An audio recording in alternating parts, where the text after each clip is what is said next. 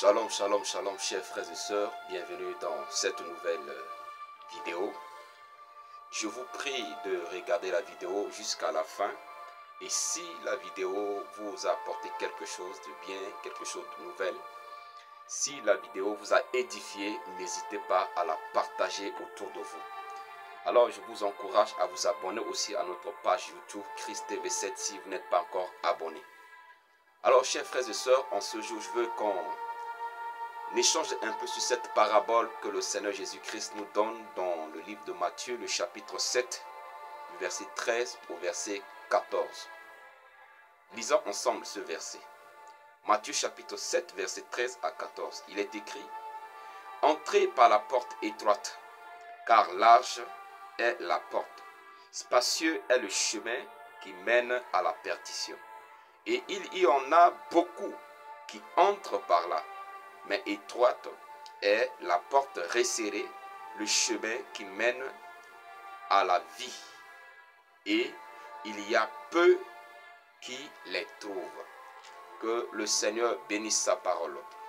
Alors bien-aimés dans le Seigneur, sur cette chaîne YouTube, notre mission, notre vision est d'interpeller les enfants de Dieu à prendre conscience pour le salut de leur âme.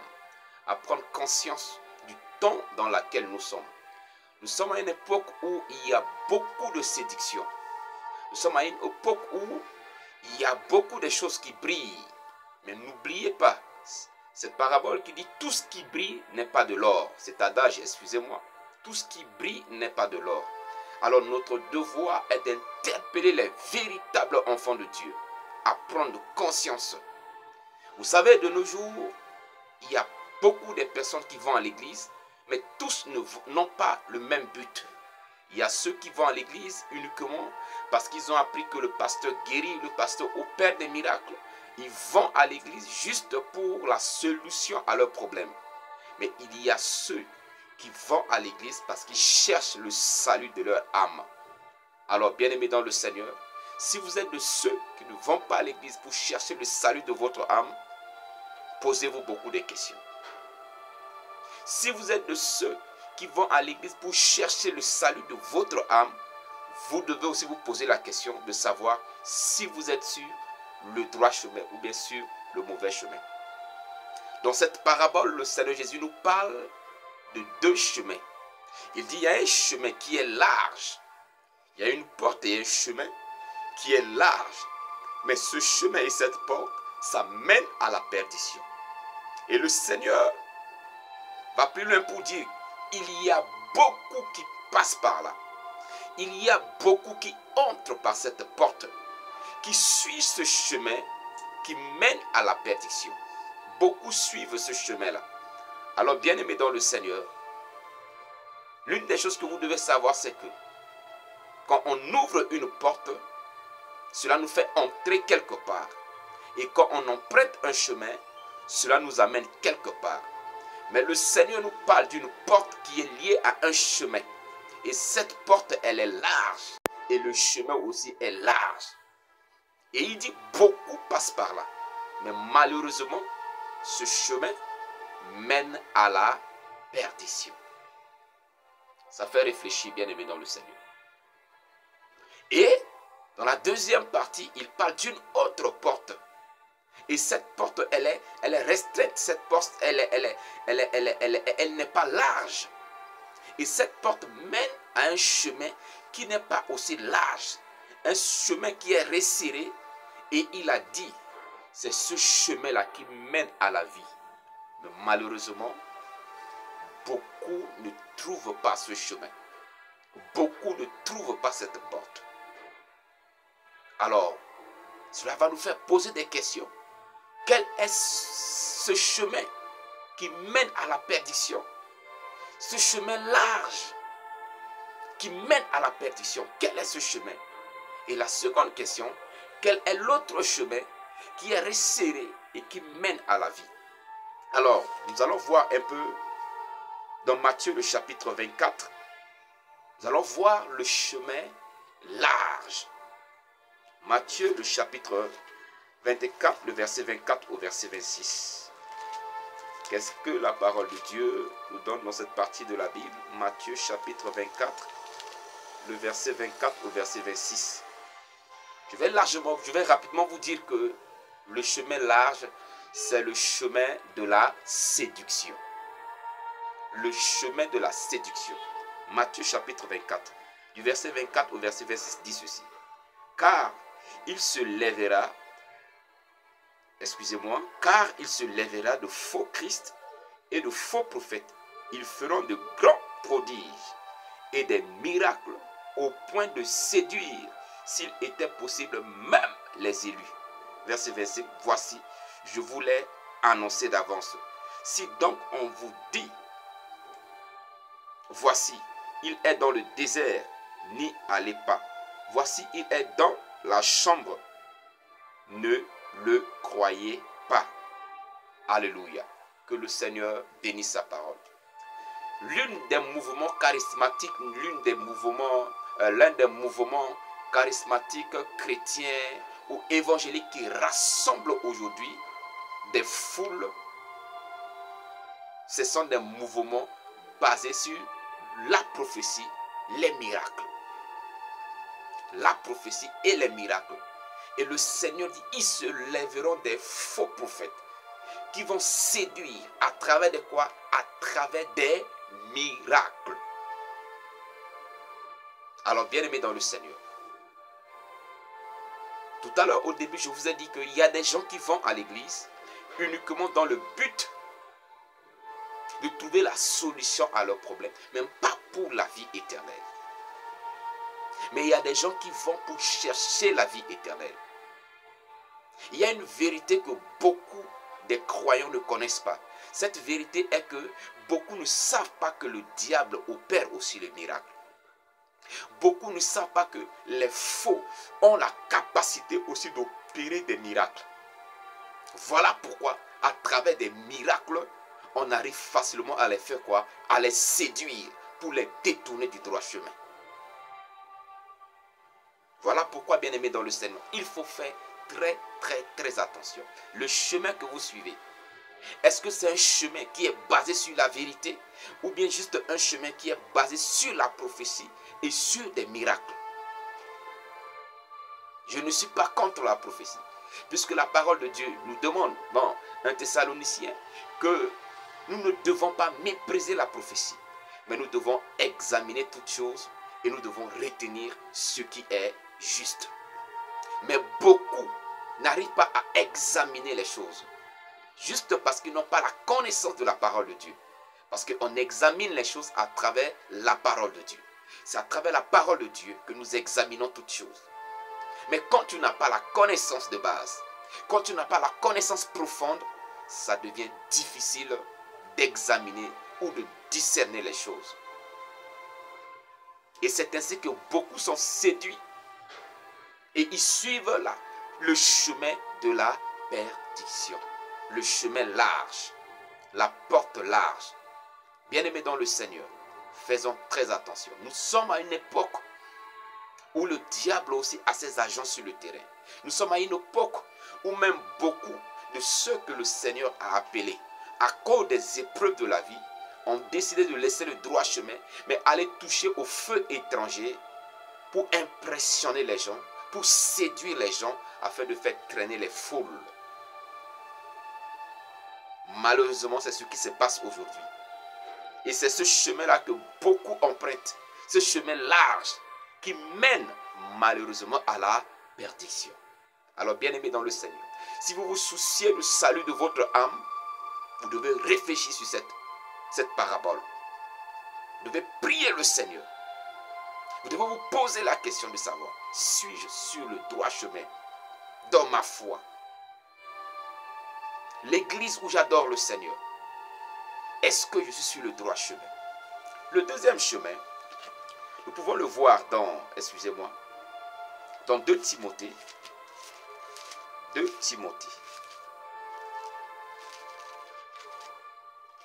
2 Timothée. N'oubliez pas de vous abonner si vous n'êtes pas encore abonné à notre page Christ TV 7 et partagez la vidéo pour édifier et encourager d'autres frères dans le Seigneur. Alléluia. 2 Timothée, le chapitre 4, le verset 3 à 4. Il est dit ceci. 2 Timothée, chapitre 4, verset 3 à 4. Oui, je l'ai. Il est écrit. Car il viendra un temps où les hommes ne supporteront pas la saine doctrine, mais ayant la démangeaison d'entendre des choses agréables, ils se donneront une foule de docteurs selon leur propre désir. Verset 4, il est écrit, détourneront l'oreille de la vérité et se tourneront vers les fables. Alléluia.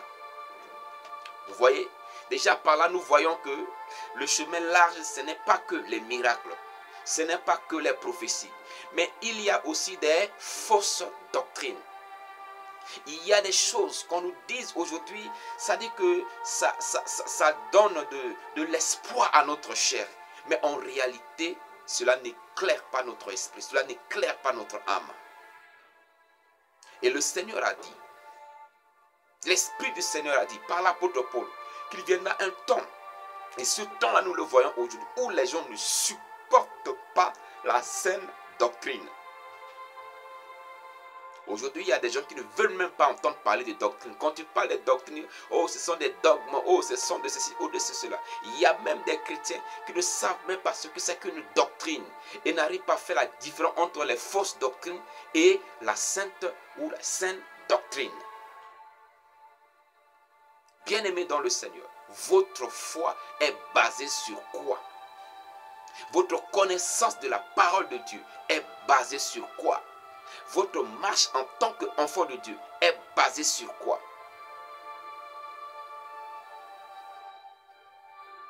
Alléluia. Aujourd'hui, l'une des choses, ou encore l'une des choses bien sûr qui constitue le chemin large, ce sont les messages sur la prospérité. Quand tu prêches sur la prospérité, il y a des foules de personnes qui vont vous suivre. Mais quand vous prêchez sur la repentance, vous prêchez sur la sainte doctrine, vous prêchez sur le pardon, sur la sainteté, les gens ne vont pas vous suivre parce que les gens ne supportent pas ces choses. Et ce sont ces choses qui constituent le chemin large. Mais le chemin qui est rétréci, ce chemin qui est resserré, où peu de personnes suivent, c'est ce chemin-là. Ce sont les prédications de la parole de Dieu qui nous conduisent à la repentance, qui nous conduisent au pardon. Combien de personnes sont des enfants de Dieu aujourd'hui? Ils prient, ils jeûnent, mais dans les rancunes, mais dans l'impureté, mais pas dans une vie de la sainteté. Alléluia. Bien-aimés dans le Seigneur, il y a un chemin qui mène à la perdition. Il y a un chemin qui mène à la vie éternelle. Il ne suffit pas seulement d'être sur un chemin, mais il faut se poser la question, ce chemin sur lequel où je suis, cela m'amène où? Est-ce que ce chemin-là m'amène à la vie éternelle? Il y a des chemins qui amènent au succès terrestre, c'est bon parce que tout le monde veut avoir le succès sur la terre. Il y a un chemin qui mène à la richesse. Il y a beaucoup de gens qui suivent ça. Malheureusement, c'est ainsi que beaucoup vont entrer même dans les sectes. Mais il y a un chemin. Ce chemin-là est difficile. Ce chemin est difficile. Sur ce chemin, il y a des difficultés. Sur ce chemin, il faut de la patience. Il faut de l'endurance sur ce chemin. Sur ce chemin, il faut le dépouillement. Sur ce chemin, il faut du renoncement à soi-même pour faire la volonté de Dieu. Et c'est sur ce chemin-là qu'il y a la vie éternelle. Malheureusement, c'est peu de personnes qui empruntent ce chemin. Alors posez-vous la question. Vous êtes sur le droit chemin ou vous êtes sur le mauvais chemin? Vous êtes sur le chemin emprunté par la foule parce que vous voyez qu'il y a une foule qui suit ça. Vous aussi vous dites que ok, comme tout le monde passe par là, je vais aussi passer par là. On n'est pas obligé d'emprunter un chemin parce que tout le monde passe par là. Nous devons emprunter un chemin parce que nous savons que c'est le chemin qui mène à la vie. C'est le chemin de la vérité. Il y a beaucoup de choses qu'on nous enseigne aujourd'hui et qui n'est pas la vérité. Mais qui est là pour satisfaire seulement nos chairs, pour satisfaire seulement notre entendement, parce que les gens ne supportent plus la vérité. Les gens ne supportent plus la vérité. Quand vous prêchez la vérité, les gens se lèvent pour justifier cela, pour justifier leur position. Au lieu de se repentir, on cherche à se justifier. Alors, bien-aimés dans le Seigneur, faisons attention. Si vous vous souciez du salut de votre âme, faisons attention. À moins que vous ne vous souciez pas du salut de votre âme, à moins que vous n'allez pas à l'église dans le but d'avoir la vie éternelle. Si vous allez à l'église pour avoir la vie éternelle, faites attention aux enseignements que vous suivez. Faites attention aux enseignements que vous suivez. Si ces enseignements ne vous rapprochent pas de Dieu à travers la sainteté, ne vous rapprochent pas de Dieu à travers la vérité, si cet enseignement vous permet même de vous maintient dans votre état d'impureté, si ces enseignements vous maintiennent dans le péché, c'est que vous êtes sur le chemin large. Parce qu'il y a des enseignements aujourd'hui, non, Dieu voit le cœur, non, Dieu est amour, il est compatissant. Donc, comme il est amour, on peut vivre comme on le veut. Comme il est amour, on peut vivre dans le péché. Comme il est amour, on peut faire du n'importe quoi. Ce sont ces enseignements-là qui conduisent, qui conduisent les gens à la perdition. Et vous ne devez pas suivre ces enseignements. Nous ne sommes pas là pour dénigrer les gens, mais nous sommes là pour vous interpeller, enfants de Dieu, à faire attention si vous vous souciez du salut de votre âme. Je vais conclure en lisant Matthieu le chapitre 11. C'est un verset qui est connu. Matthieu chapitre 11, le verset 12, il est écrit: depuis le temps de Jean-Baptiste jusqu'à présent, le royaume des cieux est forcé, et ce sont des violents qui s'en emparent. Que le Seigneur bénisse sa parole. Il est écrit dans la parole de Dieu que le royaume des cieux est forcé.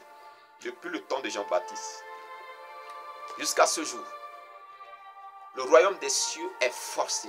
Et il n'y a que les violents qui peuvent être en possession du royaume des cieux.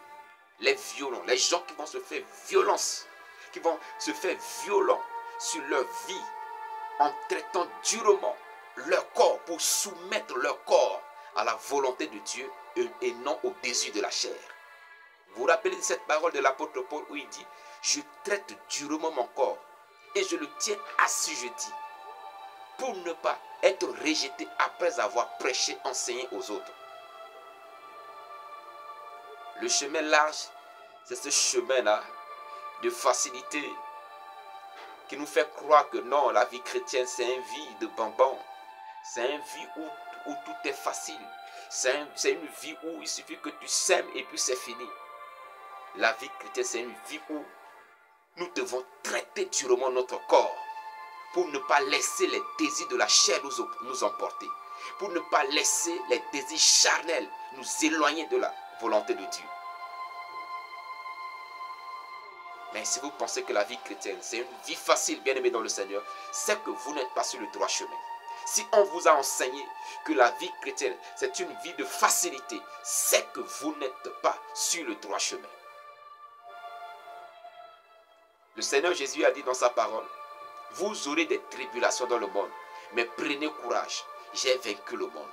Il n'a pas dit: maintenant que vous êtes en moi, vous n'aurez pas de tribulations. Il dit au contraire, vous aurez des tribulations. Mais dans cette tribulation-là, nous devons tenir ferme. Et de nos jours, nous vivons la tribulation d'une manière et d'une autre. Mais malheureusement, beaucoup ne supportent pas la tribulation. Et à cause de ça, beaucoup vont vivre dans le mensonge pour gagner leur vie. Beaucoup sont en train de vivre dans la compromission, dans la corruption. Mais avec cette corruption, avec cette compromission, avec cette vie de mensonge, de vol, avec cette vie je dirais excusez-moi, je cherche le mot, d'adultère. Mais les gens vont à l'église avec et ils sont tranquilles avec. Parce que c'est un Dieu qui est amour. Et comme il est amour, on peut vivre dans l'adultère et continuer à aller à l'église. On peut vivre dans le péché, on peut vivre dans la corruption. Parce que Dieu sait que les temps sont difficiles. Mais il sait que les temps sont difficiles. Il nous demande de tenir dans ces temps difficiles. Il n'a pas dit de nous laisser corrompre. Alors bien-aimés dans le Seigneur, faites attention. Il y a un chemin qui est large. Beaucoup empruntent ce chemin.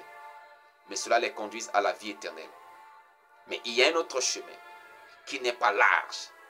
Un chemin. Il faut se frotter, il faut se forcer pour entrer. Parce que le chemin est tellement resserré que quand tu rentres dedans, ta chair, même pour traverser ce couloir, subissent parfois certaines pressions. C'est ce chemin-là qui mène à la vie éternelle. Ce chemin où nous devons traiter durement notre chair. Où nous devons soumettre notre désir au désir de l'esprit. Nous devons soumettre notre volonté à la volonté de Dieu. Nous devons renoncer à nous-mêmes pour suivre la voie du Seigneur. C'est ce chemin-là qui mène à la vie éternelle. Jésus-Christ est le chemin qui mène à la vie éternelle. Et quand vous suivez Jésus-Christ, bien-aimé dans le Seigneur, vous devez le suivre dans la vérité. Parce que beaucoup parlent de Jésus aujourd'hui, mais ne sont pas dans la vérité. Alors faites très attention, bien-aimé dans le Seigneur. Il ne s'agit pas de prétendre dire que je suis chrétien. Il ne s'agit pas seulement de prétendre dire que je suis baptisé. Il ne s'agit pas seulement de prétendre dire que je vais à l'église. Tu es chrétien, tu vas à l'église. Mais sois rassuré que cette église te conduit sur le droit chemin. Sois rassuré que cette église t'enseigne la vérité, t'enseigne les saintes doctrines. Alors bien-aimés dans le Seigneur, nous parlerons de beaucoup de ces choses dans nos vidéos. N'hésitez pas à vous abonner pour être enseigné, pour être édifié partout où vous êtes. Que Dieu vous bénisse. N'hésitez pas à nous contacter. Vous, si vous avez des questions, si vous avez des préoccupations, nous serons là pour vous répondre. Alors, n'oubliez pas la prochaine vidéo. Que Dieu vous bénisse et que sa grâce vous soit multipliée en Jésus-Christ. Amen. Shalom depuis chez vous.